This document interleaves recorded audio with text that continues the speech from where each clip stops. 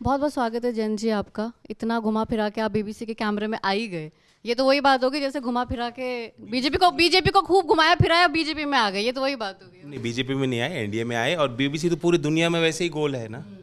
तो बीबीसी को घूमने और घुमाने में क्या दिक्कत है। तो कल आपका पहला फेज का हो गया है, इलेक्शन हो गया है, लेकिन एक जो बात खटक रही है वो ये कि सारी जितनी भी कॉन्स्टिट्यूंसीज हैं उसमें वोटिंग परसेंटेज बहुत कम है। मतलब ऐसा लग रहा है कोई वेव नहीं है, कोई एक्साइटमेंट नहीं है वोटर में। इवन मुजफ्फरनगर में भी 10-9-10% वोटिंग परसेंटेज कम हुआ है। हम ये जानते हैं कि जो दोबारा सरकार बनवाना चाहते हैं, जो विकास के गति को और मजबूत मजबूत करना चाहते हैं, जो हमारे पुराने वर्कर हैं, वोटर्स हैं, समर्थक हैं, उनमें तो उत्साह है। क्योंकि हमने लगातार इंटेंसिव कैंपेन किया। ऐसा नहीं है कि दिल्ली और लखनऊ बैठ के हमने टिकट दे दी और वो वहीं से हम प्रेस कॉन्फ्रेंस करके चले गए। हमारा प्रचार इंटेंसिव रहा है। एक एक दिन में 4-4, 5-5 जगह अलग अलग जनपदों में कार्यक्रम लगातार हो रहे हैं। एक उदाहरण मैं आपको देता हूँ कि योगी जी 23 तारीख को बढ़ौत आ रहे हैं बागपत कॉन्स्टिट्यूंसी में, सेकंड फेज़ में पोलिंग है। ये उनकी तीसरी मीटिंग है वहाँ। तो कारपेट बॉम्बिंग हुई है। तो लोग मीटिंग्स में आ रहे हैं, सभाओं में सुन रहे हैं, हमारे एजेंडा को सुन रहे हैं, पसंद कर रहे हैं, फिर वोट भी दे रहे हैं। जो वोट परसेंटेज कम हुआ है वो विरोधियों की वोट नहीं निकल रही। विरोधी को लग रहा है उनको लग रहा है चुनाव खत्म हो गया हमारा। अच्छा, आप अपनी रैलियों में या अपने इंटरव्यूज़ में बात कह रहे हैं कि आप जब समाजवादी पार्टी के साथ आपको दबाया जा रहा था। अखिलेश कह रहे हैं कि नहीं, हमको तो नहीं, हमने तो क्या दबाते, तो आपके 9 एमएलए कहाँ से आते, या आपको कैसे राज्यसभा सीट मिलती, तो कहाँ दबाया? अब क्यों बार बार मैं उनकी बात करूं, फिर आप उनसे पूछोगा कोई उनके सामने माइक रख के तो वो कुछ बोलेंगे। ये सिलसिला ख़त्म कर दो ना। हम आगे की तरफ देख रहे हैं। अब एक अच्छे विचार को लेके हम एनडीए में शामिल हुए हैं। हमारे काम कैसे होंगे, क्षेत्र का विकास कैसे होगा, राष्ट्र निर्माण में हमारा योगदान क्या हो सकता है, ये और वही। पॉलिटिकल संभावनाओं को देख के हमने किया है।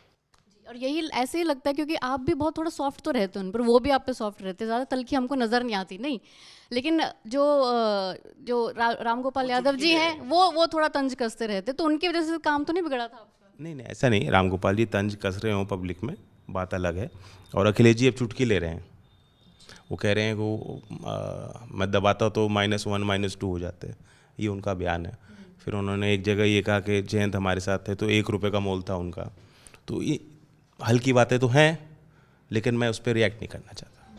और एक समाजवादी पार्टी जिसके साथ भी गठबंधन करती है, फिर वो सब चले जाते हैं, फिर टूट जाता है गठबंधन। ये समाजवादी पार्टी के जो अलायंस पार्टनर जो बनते हैं उनमें कोई कमी है, या समाजवादी पार्टी के अपने स्ट्रैटेजिस्ट अखिलेश यादव वो नहीं रख पाते अपने साथ? देखिए, थोड़ा कन्फ्यूजन तो है। जब हम उनके साथ थे, जो हमारे लीडर उनके लीडर की बातचीत होती थी पहले, तो उनके लीडर हमारे लीडर से कहते थे भाई तुम पहले प्रत्याशी बताओ, तुम्हारे पास प्रत्याशी कौन है जो तुम सीट मांग रहे हो।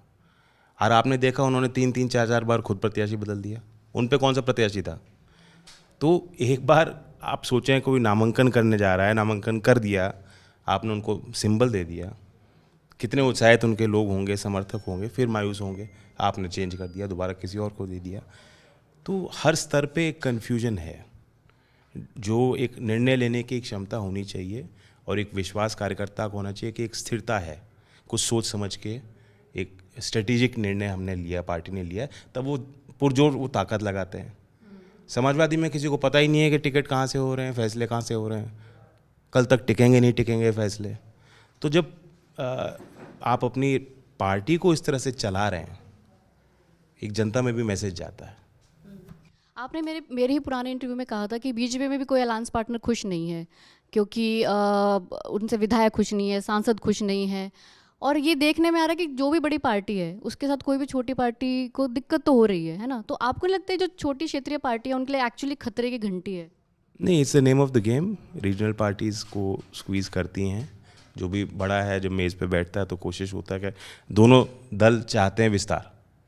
जो बड़ा दल है वो हावी होने की कोशिश करेगा। ये पहली बार नहीं हो रहा, हमारे लोग भी इस बात को जानते हैं।